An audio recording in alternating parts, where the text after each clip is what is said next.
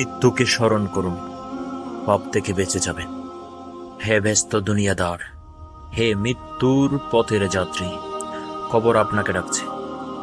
তাই দুনিয়ার ঝামেলা থেকে একটু পারেগ হয়ে কোনো এক নির্জন স্থানে সামান্য একটু সময় নিয়ে মাঝে মাঝে একথার ধ্যান করেন যে হায় আমার হায়াত শেষ।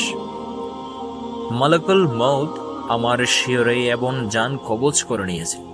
চতুর্দিকে কান্নাকাটি, একটু পরেই দাপন। তাই শেষবারের মতো মানুষ আমার চেহারাটা দেখে নিচ্ছে। 50 টাকা গজের সাদা কাপড়ে আমাকে মুড়িয়ে দেওয়া হয়েছে। জানাজার জন্য ইমাম সাহেব দাঁড়িয়ে আছেন।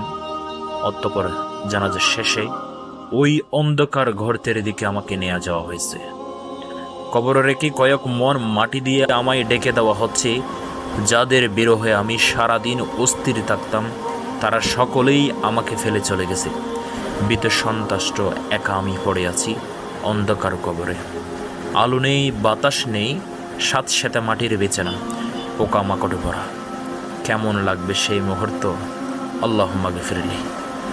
সেই অন্ধকার কবরে যাওয়ার আগে হে আল্লাহ, আমাদের সকলের গুনাহ মাফ করে দিন। আমিন।